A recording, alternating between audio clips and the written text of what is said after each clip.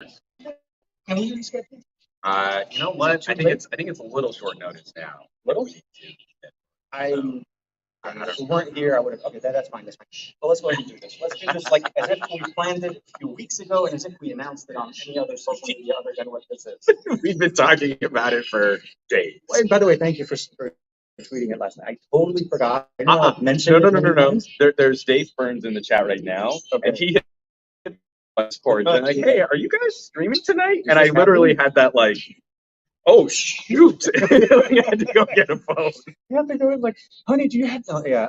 So thank you, David. The only reason we because we're really good at what we do. Oh, absolutely. The only reason there was any notification out there was David. And yeah, the birds are going to be crazy intense. Unfortunately, we just kicked out a youth group.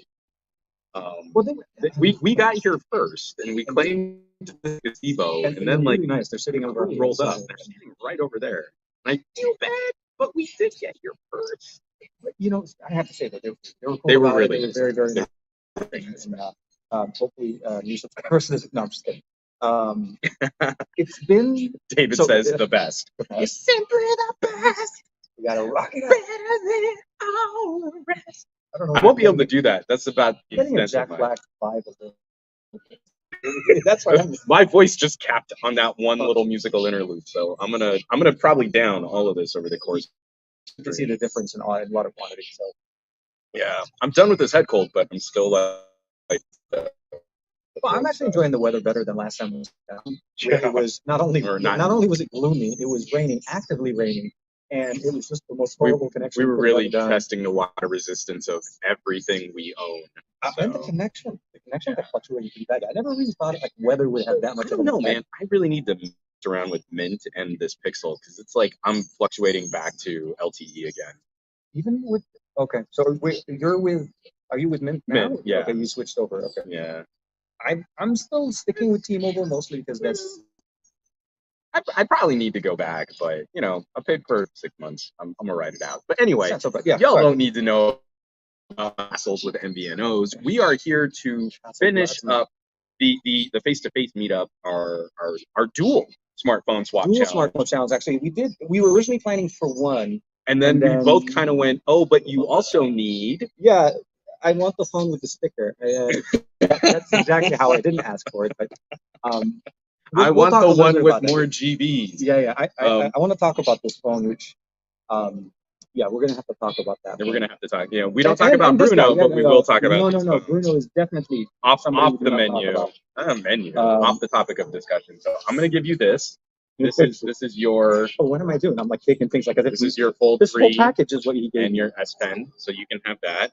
And then I am gonna miss this bad boy. It's just flipping gorgeous. Your Mi 11 let's do that. Keep that one on your side. Oh, okay. We're gonna do folding phones first. Let's do folding phones. Go ahead and open up the package. Oh, my Duo 2 is back. So the Duo 2 is back. Unfortunately. Because of something. Because of something. So, what did you do? The holiday since the last time we talked, and while I was using this phone I did a lot of reels. I did the advent calendar for Dragon Ball, and you would not believe it, but it had a whole bunch of doubles in it. So I felt like, why not? I felt like, who else would see? I gave you Master Roshi, you got Piccolo, you got Yamcha. I think, if I'm not mistaken, Vegeta is in 2 forms. You got 8 forms. And 8 forms. Yeah, 8 forms. You gotta have 8 forms. Come on. Thank you so much. Yeah. You guys know Dragon Ball stuff. If there was anybody else I would give this to, this would be the thing. So, since you went way above and beyond, like I handed him this. He handed me a keyboard, a mouse, a charger, a pen, a USB-C to 3.5 millimeter headphone jack, a cover case, and a protective case. I've got so many, like, this is so much better than... And of course, just for me, you have to do Krillin. Yeah. Isn't it funny that, like, by the time we get to the end of Dragon Ball Z, Krillin is the most powerful human in the universe? Because if you think about it, though, the things... he's outclassed by every other bad guy, but he's the most powerful human because he's training with Super Saiyan. Absolutely. He used to pick it with Goku and Goku's butt at the beginning before Goku started getting better at it. Oh, this is awesome, man. So, yeah. Thank you. And this is so much better for my videos than, like, fake succulence. I'm never gonna be that guy. So now, like when I need something to show depth, oh, I can, absolutely, like, prop 'em up. So good. Yeah. No. Oh, these are the things to do. But I'm gonna hear. I mean, the rest of the podcast is gonna be me playing with toys. Yeah, pretty much how we're gonna do this. This is not sponsored by Funko Pop, but please. Pretty close. It's so honestly, like ever since I picked when we did the challenge, we started doing a whole bunch of things together. I wasn't really like I didn't know how to expect. I knew the Duo. The Duo to me is an upgrade. Obviously, I was looking forward to seeing what the Duo 2 was going to do. But the Vivo X70 Pro Plus, with the exception of the title, the photography phones were really what took us by surprise. Yes, I think we can knock out the folding phones pretty quick. Yeah, no, absolutely. So we had predictions. How close do you think you were your predictions? Actually, I was pretty much on point. I felt like they did what they were planning to do. They fixed a lot of the UI elements that I was having. Mm-hmm. Yeah, you need to they're have a little top heavy. Yeah. They fixed a lot of the UI elements. The hinge obviously is still top notch. I love the fact that we have better cameras on the back because now we actually have proper. If you want to shoot, if you want to shoot higher quality video. Although for me, I'll be very honest, on the Duo, I focused on functionality over camera performance because the Vivo X70 just took it so much further than what I was expecting. Well, same with the Mi 11. And when I went to CES, it was literally like I had to choose how many phones do I take with me, and the X70 Pro Plus made the cut. And not that it's not and I had to reset it before we jump. No, it's great. I'll say this. The perfect solution to run multitasking or dual apps is on the Duo 2. Mm-hmm. You open the app, you're automatically in one side. You can flip it to the other side, open another, and you're always multitasking. And because of the UI, because of the way the system is set up, you're always immersed in multitasking. You're never having to, let me slide, let me do a knuckle gesture or split the screen. It's literally the two panels are designed. It's always there to eliminate the swiping, the split screen. Oh yeah, no, but I love throwing apps. That literally my favorite feature of this is you open the app you're working on it because it opens up typically the default to the right. If you not open anything, it'll open up on the right side. So I always just flick it to the left, and then if I really want to, I flick it into the center, and then I do full screen. Mm-hmm. And that's really some of the main functions. So I really like it. It met my expectations. I'm happy that the performance is up to date with the 88. The processor is obviously more current. The camera performance is better. What did you get a chance to kind of dig into? Because I was kind of surprised. I feel like Microsoft getting into the end of the year was following very closely in Vivo's footsteps, where it's got an 888, but it's not a sprinter. I mean, it doesn't win many of those like hardcore performance tests that I would try and drive it on. It really does seem that like every manufacturer towards the end of the year was learning, oh no, we can't let this thing go unchecked. It's the only way to manage the 888 because it wasn't built. The hardware wasn't built with the 888 in mind, or at least the performance of the 888 is providing. Right. And did you run into anything that you felt like, oh, this is kind of tanking, or not necessarily tanking? So aside from obvious Microsoft UI gremlins. About to say. So the launcher every once in a while will not only freeze, it will basically crash, and I'll have to restart. It's still really tweaky. So and I didn't. But for me, it was more. So I'll say this: normal functionality, opening, editing, creating content, and do everything. It worked the way I was expecting.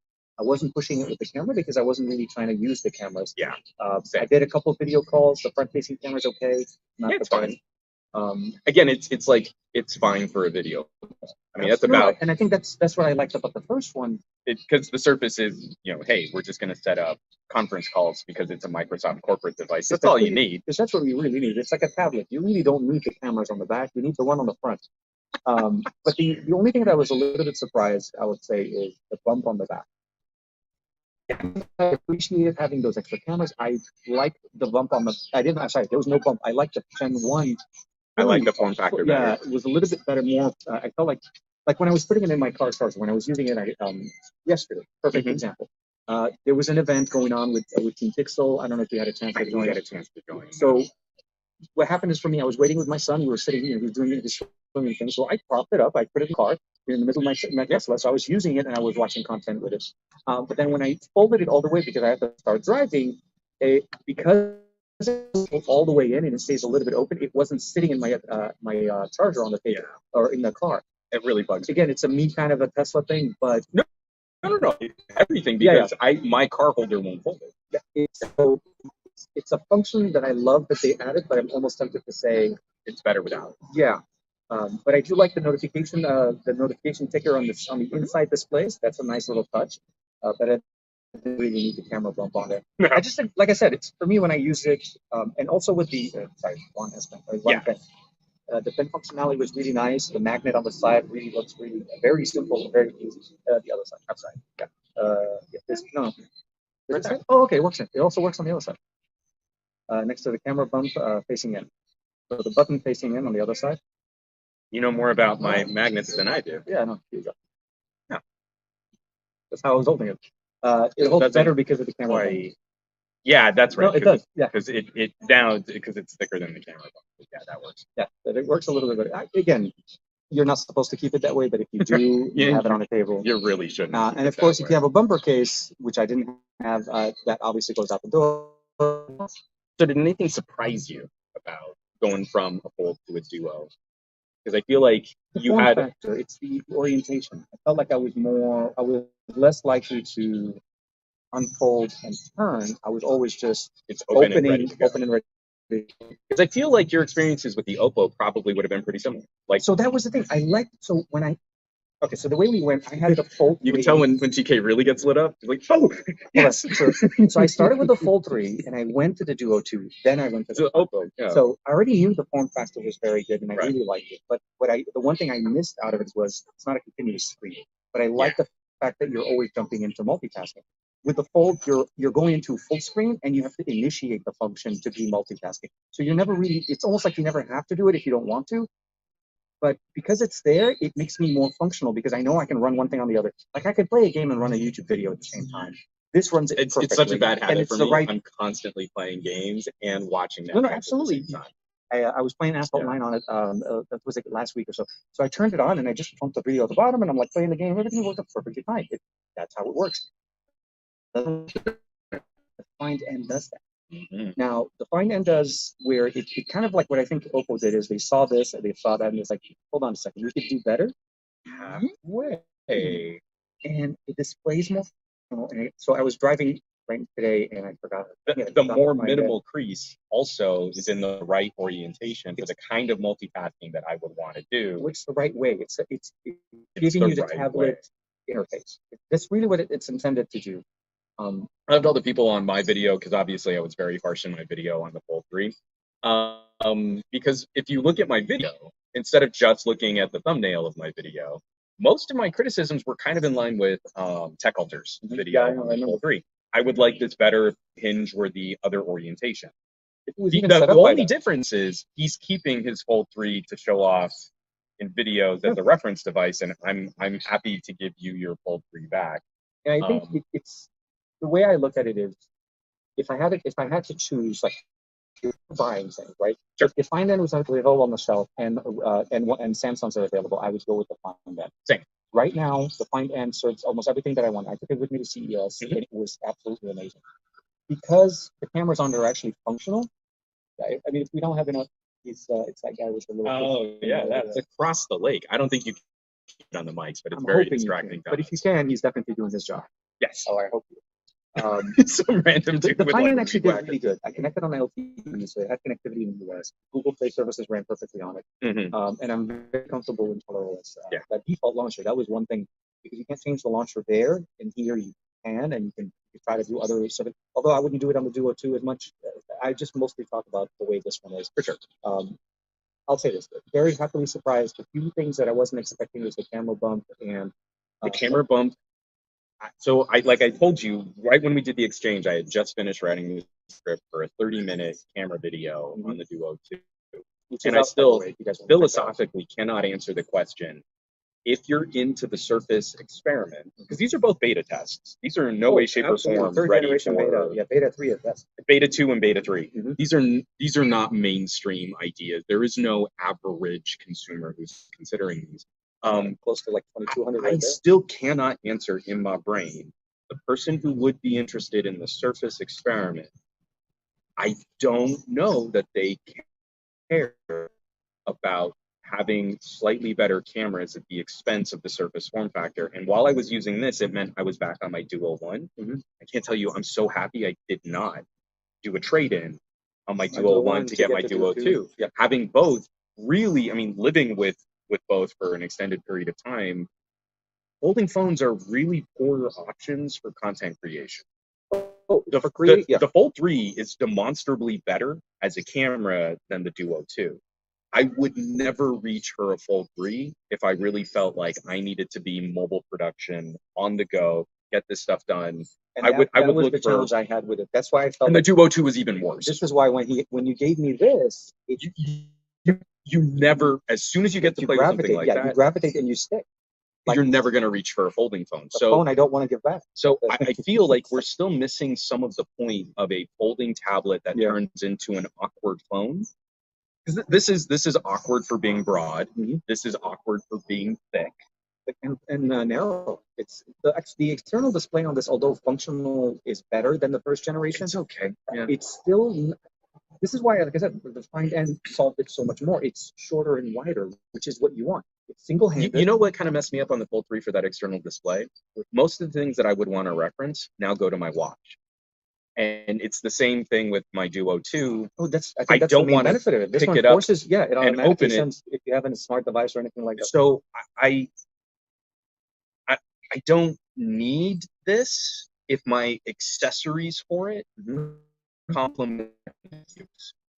So the Duo, I know a lot of people in my comments were like, oh, you need a screen on the outside. And you're like, only if you need your folding tablet to also be every part of the phone at the same time. And this changes our conversation on accessories because the form factors are so different. So because I've always kind of worn, I miss my heads-up display glasses, but because I've always worn a smartwatch, I don't need an external display just to let me know that something's happened. And I've always needed on all phones. I think all phones notifications are pretty bad. So the watch helps be the gatekeeper, so I'm not constantly having to pick up my phone. Oh, absolutely. And I use the watch for all of this benefit, and I like it. So for me... Oh, sorry. Short story long. That reduces the functionality of having an external display. The only thing I used this display for was the camera. Because you have to use it. So for me, I typically don't use the front display. Well, actually, I take it back. I do use the front display for the back end. So I don't use it for the front camera.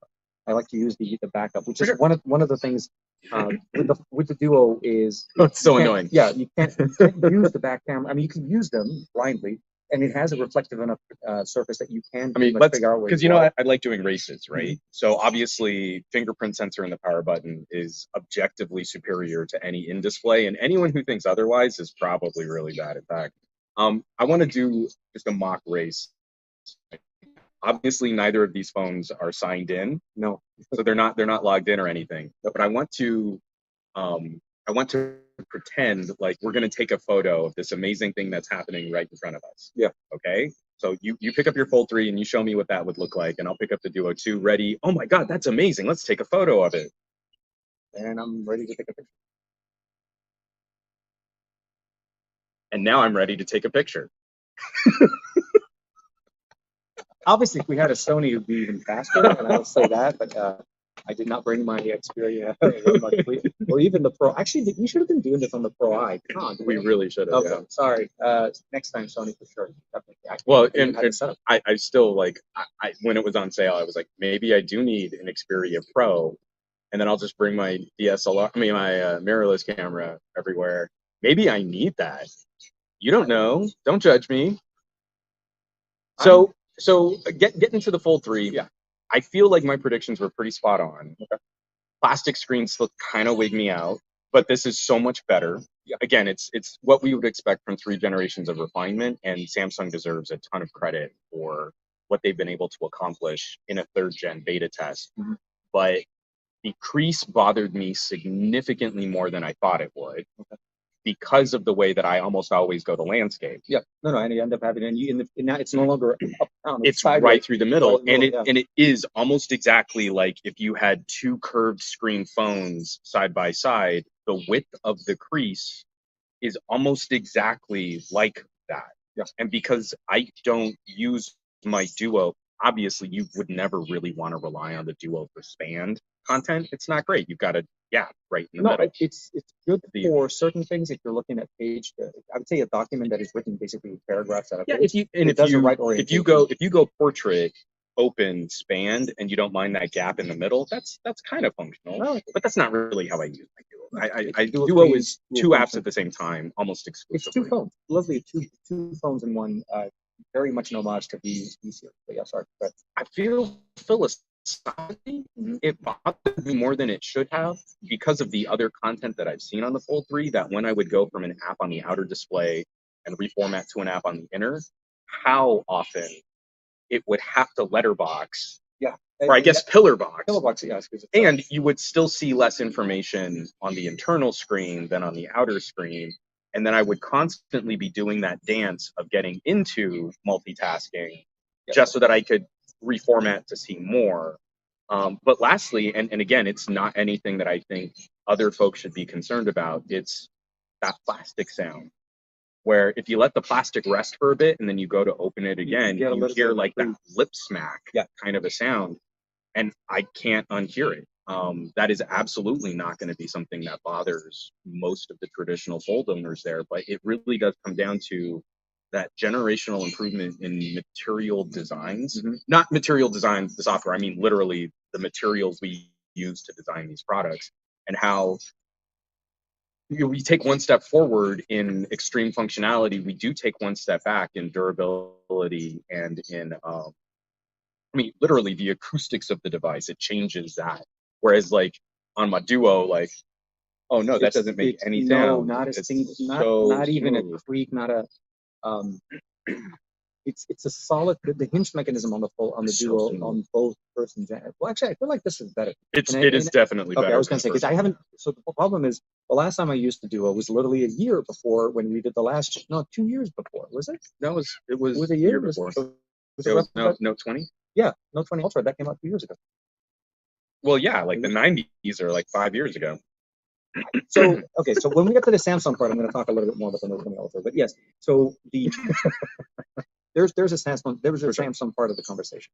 So I'm glad that your predictions came through. Like I said, for me, the Duo met everything with the exception of that camera, which didn't really it wasn't driving me nuts, but it was functionally. And then again, I didn't have a case on it, which could have added a little bit more. It's frustrating because like it is better. It is a better camera. It is a better camera. It is absolutely it's hardware better. That's competitive with like a Pixel 5a. I mean, like they're good camera sensors. I don't know that I want them.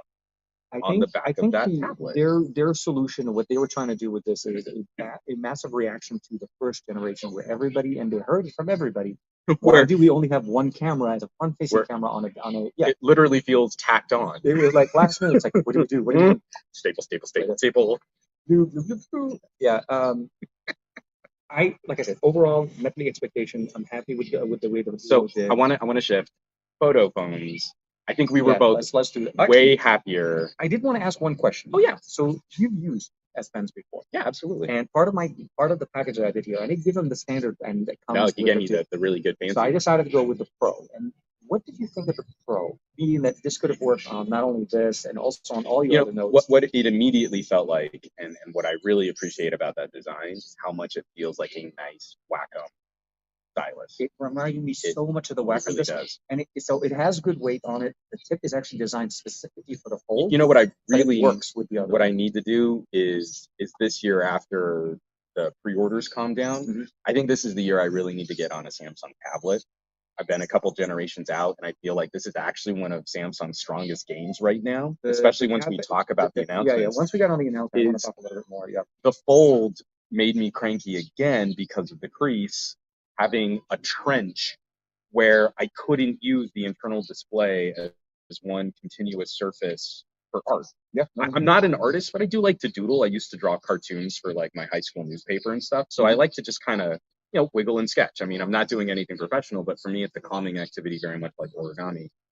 And I can't do it on, because anytime I cross that center line, I've got to. You got that bump. You feel like. And I have to like try to anticipate it, which just makes it worse. If I got more comfortable with it, maybe I could gloss over it, but I don't think so. But using that stylus and how good literally how good that pen is, makes me want to try that on a proper smooth. Atlas 7 Plus has been one of the. It's so good, and it gets me into DeX, which is another thing that I wish I could just use on the internal display here. Is DeX inside to avoid Android? Which this is the weird thing. So they did, for some reason, Samsung decided that DeX was not okay for the inside display on. You can still use it as wireless DeX or wired DeX. If you have a next dock or anything like that, that works perfectly. There is some things again in the Duo, so we'll keep that for a little bit later on. I think overall the challenge was good. We had our own expectations. We had some surprises. Like we were pretty close. Like I said, the camera for me was a surprise because I actually thought it was going to be like, finally, yeah. I mean, I said the same thing. I'm like, we need better cameras. We should have some. And then in pictures, it didn't look as like most pictures they show it to you folded. Oh, but you have to use it to start feeling like, it just doesn't fit. Literally, and if you go through and you see this, like any Microsoft advertisement, they're so cagey about the angle. Like, I just need to take a phone call, and it's like a dude who can like palm a basketball twice over is like angling in just the right way so that you can't see, the trench, the V shape of these panels. And you're like, that's not what it's like to hold this. That is kind of cheesy. Peace. Okay, so let's move on to camera. Oops, wrong one. Camera. I tried to trade you a $200 phone for your Mi 11 Ultra. I brought my own $200 phone. Hey, we're $200 phone pals. Cheers. Hey. Here, I'm gonna give you this. And I'm just gonna set it down right in front of you, and I'm just gonna take this. So I'm gonna go first on this side. Yeah, please do. That sensor is legit. What Xiaomi has done with the GN2 is nothing short of astounding. Yeah. But it does take me back to the Lumia 1020 days, because there is significant shutter lag in situations where you don't think it should have it. I'm totally spoiled by the Pixel telephoto, because that zoom sensor is lickety split. I mean, it is zero lag shutter. It is snapping photos the moment you hit it. Where on both of these phones, whenever you go telephoto, it's like, wait for it. There it goes. And it's like to a quarter-second delay, which you don't think sounds like a lot, but it is. Well, you're trying to take especially if it's an action shot. Yeah, if your subject forget about remotely moving, you lost it. Forget about these kinds of telephotos for like capturing your kid's soccer. So I didn't have that problem with that one. The telephoto on that one was really good, especially even in low light. That's got to be an Android update. When I first got this phone, the telephoto had the same kind of nick. So what he gave me and what he was experiencing, I'm really excited to hear is a different version than what I'm handing it back to him. Because during Vegas, I got Android 12 on the phone. So they had to have fixed that. Because the little teeny sensor here, the portrait sensor was great. Yeah. The teeny sensor would eventually take the photo. So I'll take this. The way I was, what I did is we'll keep it just very close. The 11 Ultra is, for me, was a unique device for 2021. Xiaomi has not released a successor. We haven't heard anything about a new 12 Ultra or the Xiaomi 12 Ultra. The sensor, I mean, I without hyperbole, that sensor is the best, but it definitely needs the refinement for processing that much image data. It's like, you wouldn't take a medium format camera to go shoot aggressive sports action. Yeah, no. You take a different kind of camera to go and do that. So that's what it reminds me, why it reminds me of the 1020. I never missed shots on my 1020, but I got really used to the process of taking photos on that old Lumia and the expectation that, like, whenever I tap this shutter, you just need to stay there for a second. Well, and I know I need to kind of anticipate. And so I got to a point where I felt like I was doing an okay job on the main sensor anticipating. I still have a few photos, like especially in portrait mode. You go to take the photo in portrait mode, and if you don't wait for like a proper second, I'd put the phone down, and then I would get a photo of the ground if I move too quick. If you move too quick. So the only other thing that was kind of a bummer on that, and you mentioned this to me, and I didn't realize how restrictive it was. The back display has almost no functionality.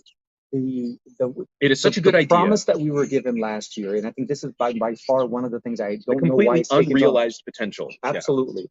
They give us functionality of being able to take pictures. So you can take a picture, not portrait, standard photography just picture. Auto mode. The moment you try to jump into portrait, that gets disabled. You go to video, everything gets disabled.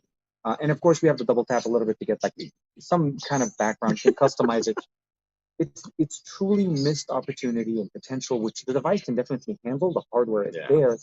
But for some reason, I don't know if maybe they were having hardware issues with, maybe it was warming up the sensor. So the placement of where everything is here obviously is where the SoC and the brains and everything of the phone is. I just got to see, because the Duo 2 is a little bit thicker, but Duo 1, yeah, it's not quite. Duo Your 1 phone is the camera bump. Duo 1 is almost the depth camera. of the camera bump. Yeah. On the 11 But Ultra. the problem that I always wanted, so the thing I always wanted out of the Mi 11 Ultra was the ability of using it the way I think it should be used.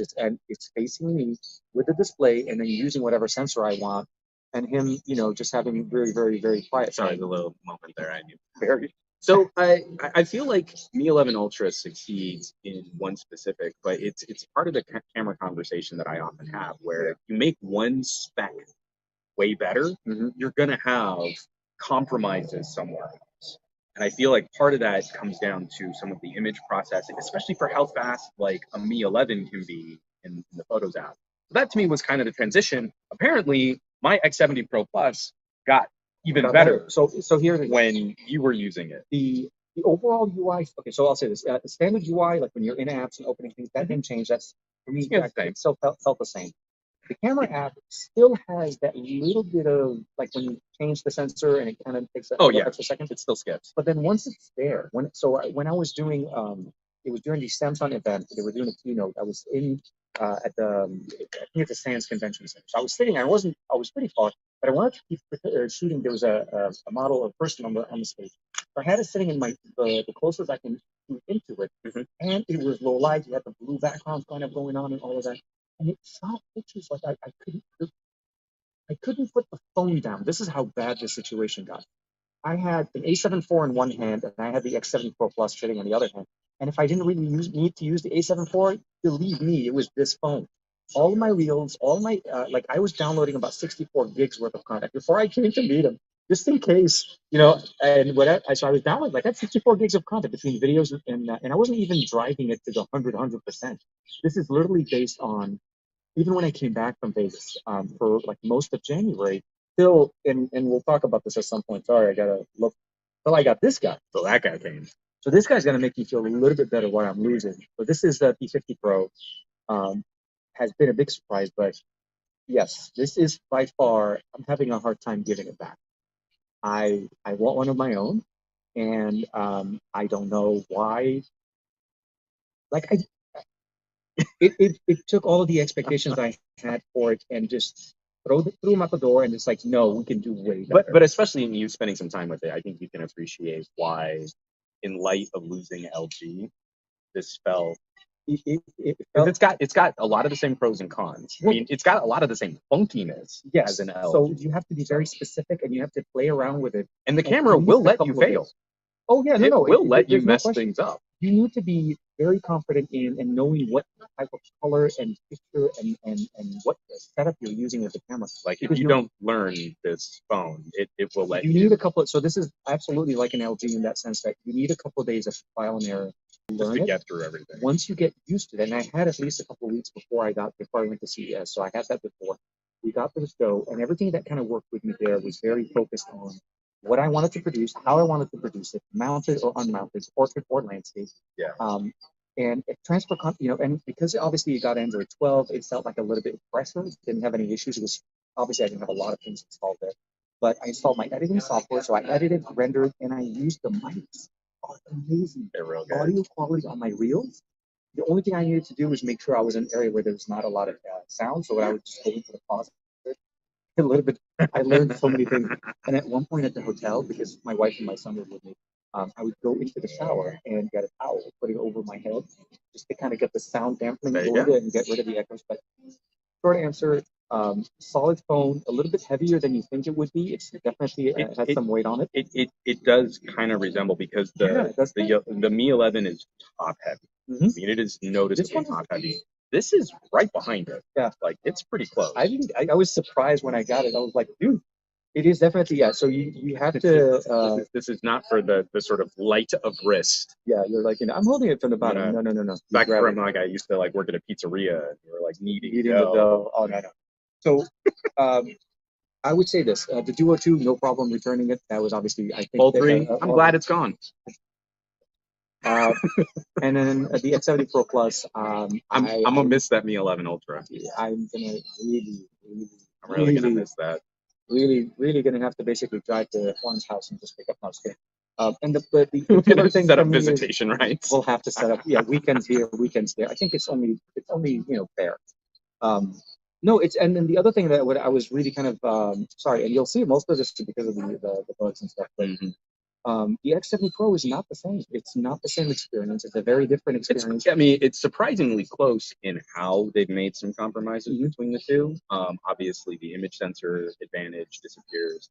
I think the X70 Pro is better for things like the gimbal stabilization than the Pro Plus. But I didn't use it. Yeah, I didn't do a lot. But if you're not doing a lot of like action cam kind of stuff, then the sensor advantage on the Pro Plus definitely takes it a step ahead of the Pro. Luckily enough, all my subjects were what I thought was kind of surprising is having played around with a couple of the 888s and then the Dimensity that's in the Pro, even outside of benchmarks, how close those two phones actually perform. Yeah, we're shooting this way. I'm sorry. Thank you, though. Yeah, sorry. Yeah. So I think overall, Dimensity's been doing really good. I'm still trying to figure out when we're going to be able to get our. But before we kind of blow our entire podcast time here, we probably should shift gears. I'm glad we can exchange these phones back, and this was absolutely the way that I sort of wanted to kick off. I still need to reset your Google. I didn't. Hold on. Let's see. Did you? Yeah, it's still on TK stuff. So that's gonna have to change. I told you I was having a hard time. 4 years ago today. Look at you. I didn't know how long I've been having this beard. I'll set this in front of you just so that you can say your proper device. Samsung announced. That happened, didn't it? I'm not super hyped on the S22s. I feel like the Note 22 is maybe the most exciting part of the mobile announcement. But again, like I was saying before, I think it's the tablet game.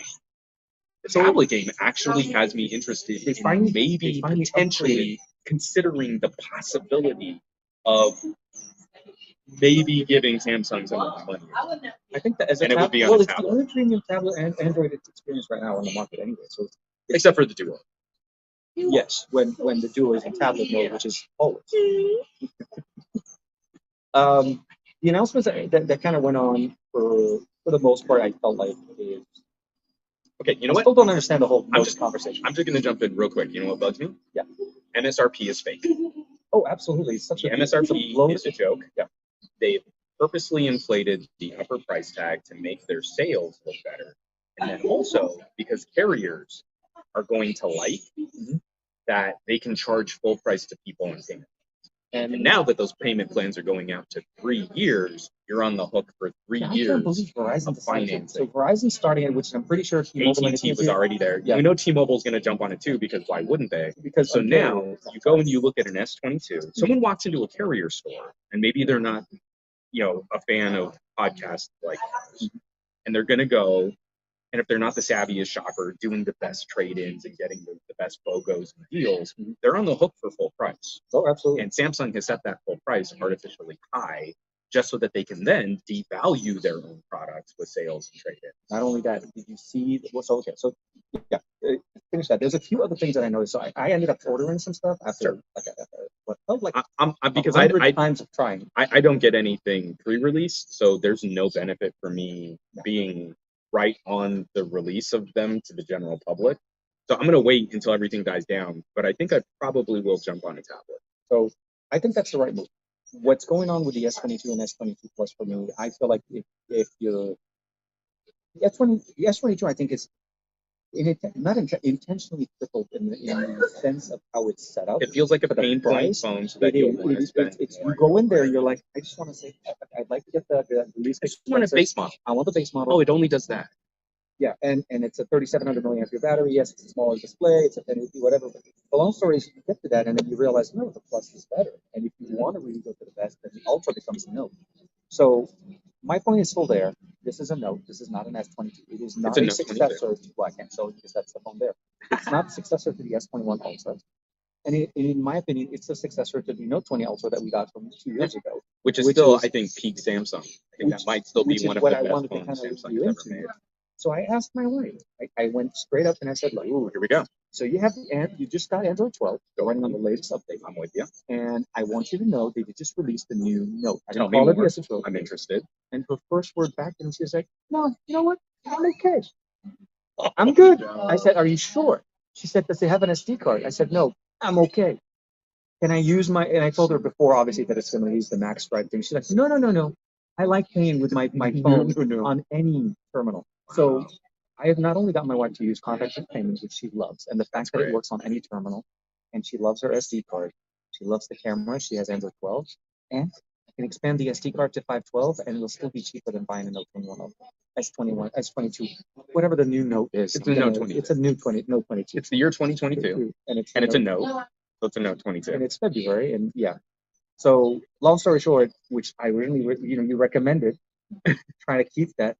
I am going to trade in the S21 Ultra mostly because I feel like you might as well stay ahead.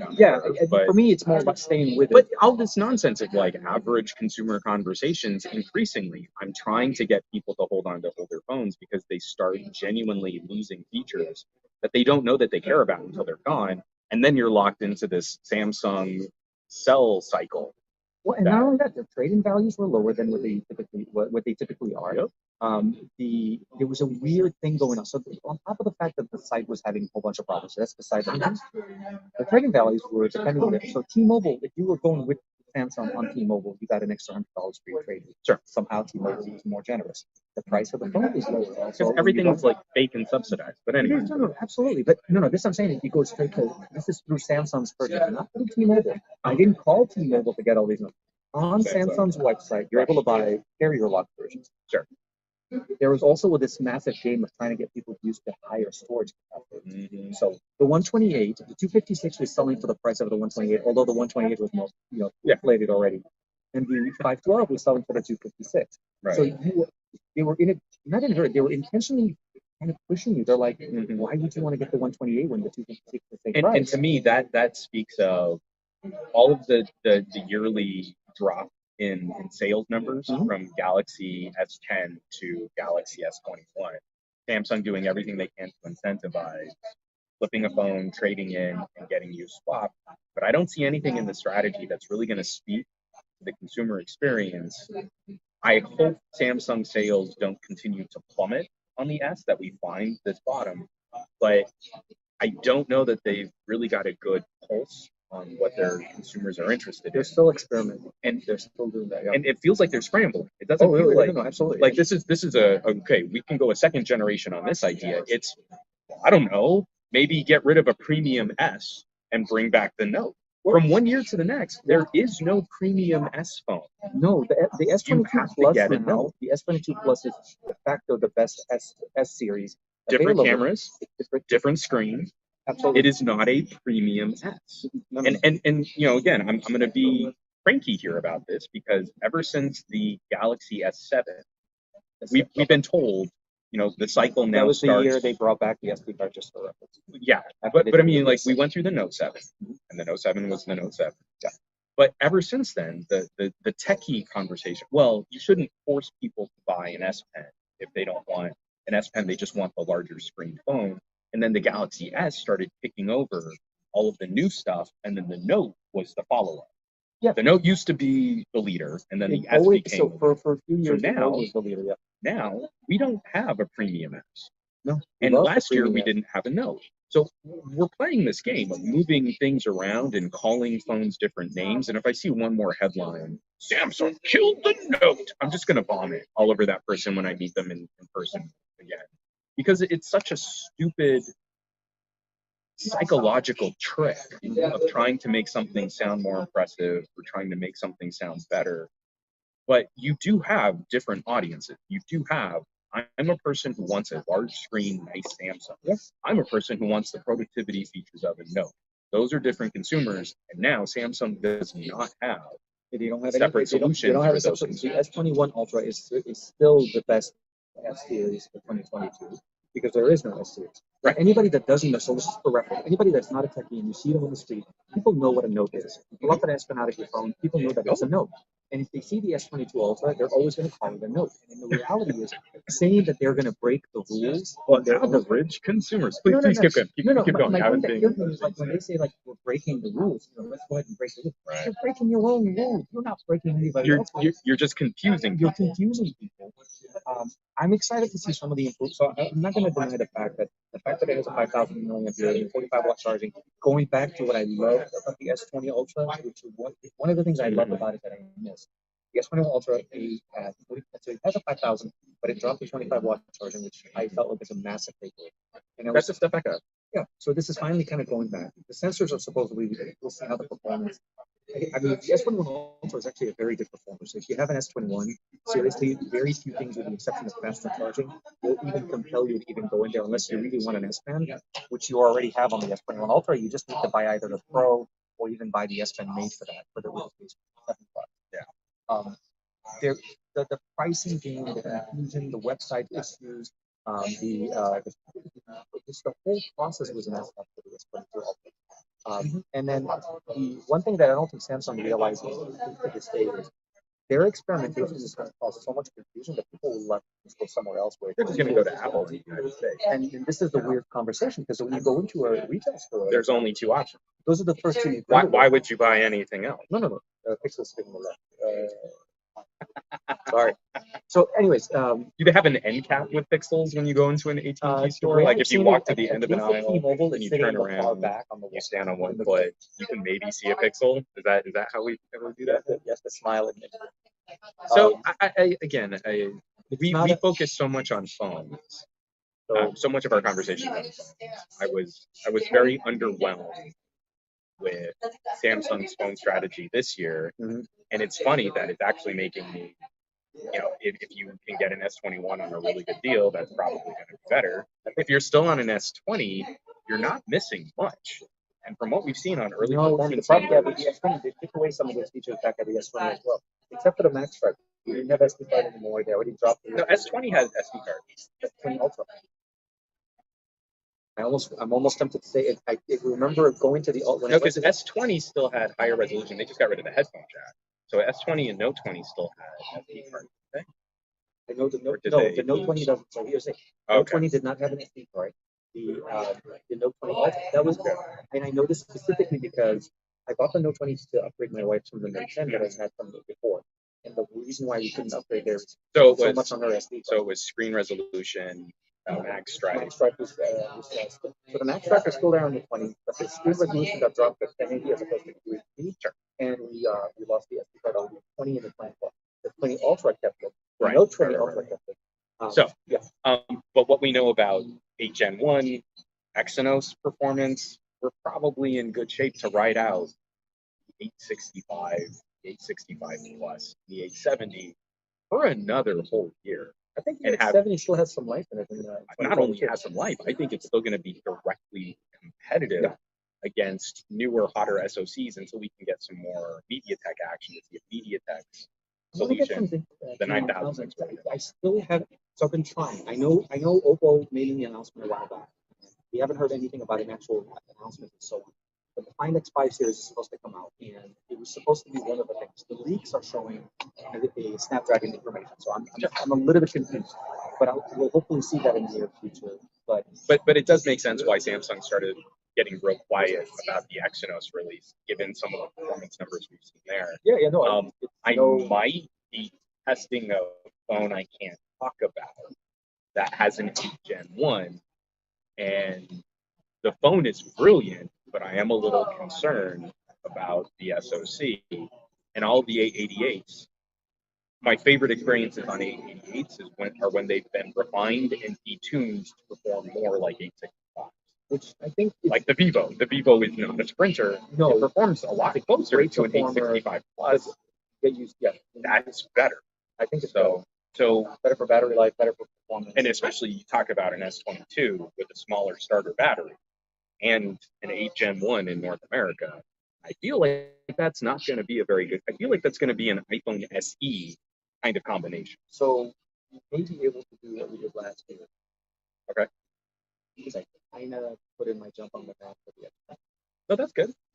So yeah, I mean, if you don't mind me poaching it for a week, I mean, I'd love to spend some time with it, but not a problem. But this is $5,000 on March bills and all of that stuff.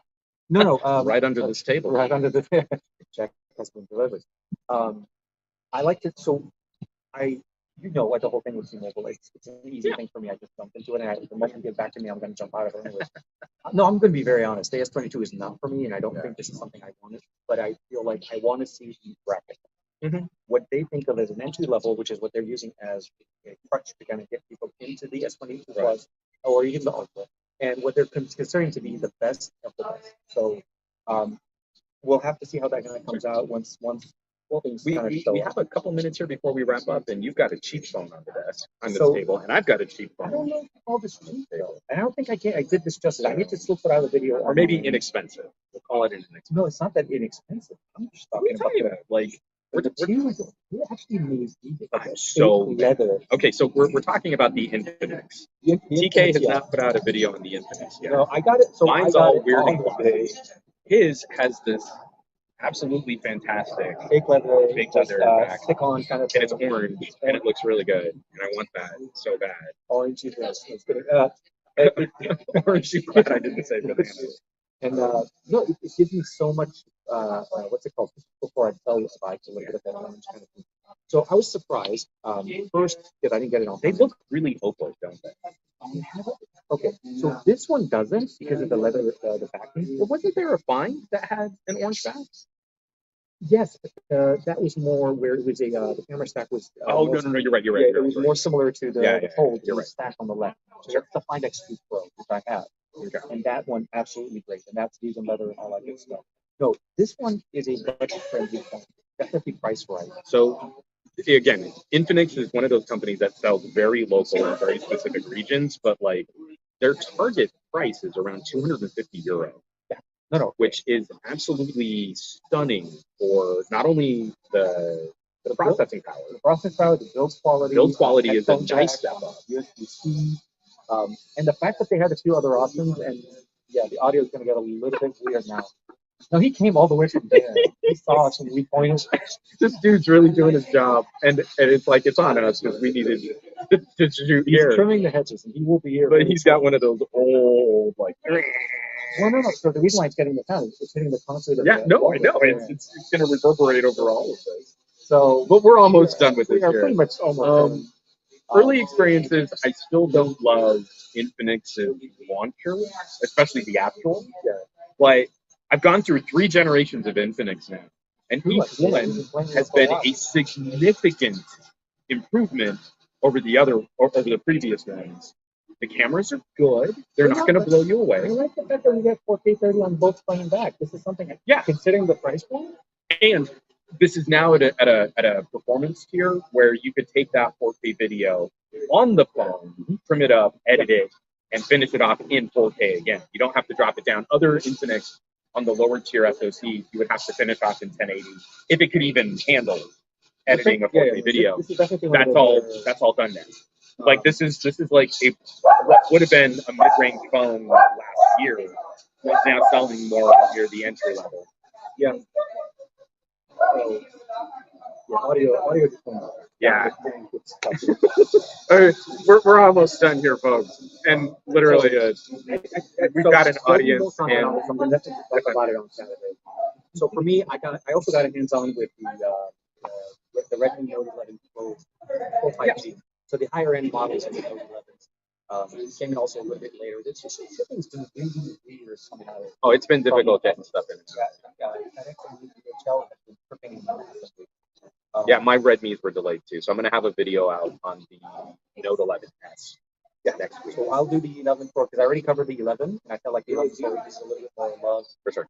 For the 11 to the 11 Pro 5G is a very different experience. We go all the like the 11S has the same sensor, the 108 sensor. I don't have that sensor. I have the 50 megapixel sensor on that. Yeah, but it's the bigger one, isn't it? It is, but I'm saying it's a different experience. I see. Yeah, you want to be able to retrieve it separately, not necessarily say it's similar, but it's a better price point or phone. All 3 of them are priced correctly. It's such a great little interlude of park noise. Well, he went away. He went all the way to the other side. Now he's doing the other side. Thank you. That's hilarious. It's just if there was ever a Michael, at this point, I'm expecting a marching band. I mean, you wouldn't be too far off. There was a Zumba class, like right over there. Yeah, twice. Like not the last time, the one before then. There was a Zumba class. It was sitting, and then they had like loud music with trance and techno. So we've got some good videos coming up. You're going to be sharing. You're going to be doing something on the Infinix. I've got my video. Yeah, the Infinix, and I am going to also put out a video on my experience with the Exchange. And I realized he did more of a focused video on the Duo, on the Fold. But I want to put something a little bit more specific to that. So look for that hopefully over the weekend. The P50 Pro, I'm really happy. I really want to see what you do with that. As he lovingly sort of presses the screen. Yeah, it is. With its concerns, with its challenges, it's don't blow your video. Don't blow your video. Save it. All I would say is check out the video. You need to tune in to TK Bay's YouTube channel. Can't get it all here, folks. You're just gonna get the teas here. I need to set up the Patreon. Next week, I'm gonna have my camera deep dive on the Pixel 6 Pro. Okay. And I'm also gonna be doing a follow-up video on the Mi 11 Ultra. Okay. I kind of already spoiled some of my conclusions here, just talking about some of my experiences. It's mostly just going to be the camera focus. And I am going to both of us kind of focus heavily on that because the thing about it is, if you use Xiaomi or MIUI, the experience is not that different between all of the MIUI devices or the 11 series of last year, or even we'll see how the new ones come up.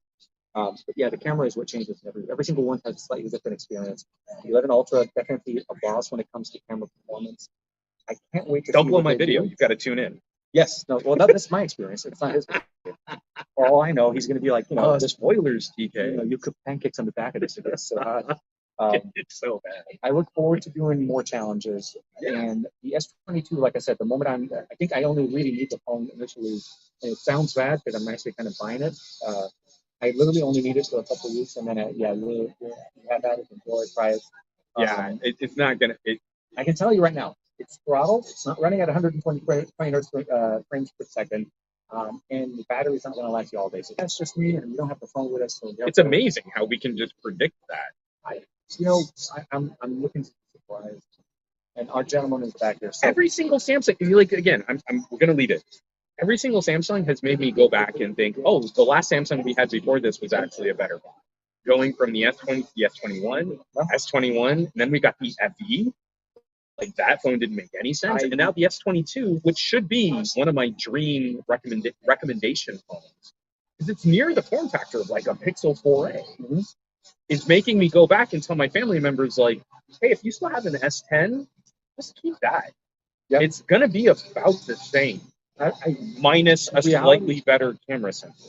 If you really need it, this is the problem. If you're happy with what you have. I don't think. Yeah, this is the thing. Don't upgrade because it's the latest and greatest. Upgrade because you need it and it does something you don't get. But I will say maybe a prediction. I'm going to say 2 to 3 weeks. We're going to start seeing price drops. What do you think? I think 3 weeks at the latest. Yeah. So I mean, technically, we've already launched with silly pricing just to make things seem. And weird trading values and price upgrades. Anyway, it's a long story short. He's getting closer. We're going to start. We gotta go. Thank you very much for hanging out with us. Thank you for coming out. Really nice. Sorry, I wasn't as into the chat. But yeah, sorry. It was a very it's a different kind of experience. So I hope you guys enjoyed it. Next week we'll be back to our normal show. It'll be Thursday night at 8 p.m. Pacific Standard Time. You can even hear this right now. Yes. So we'll be. No, I'm not even going to do that. So see you guys. Take care. Bye bye. And he's gonna go clear this up. I'm gonna do a little dig.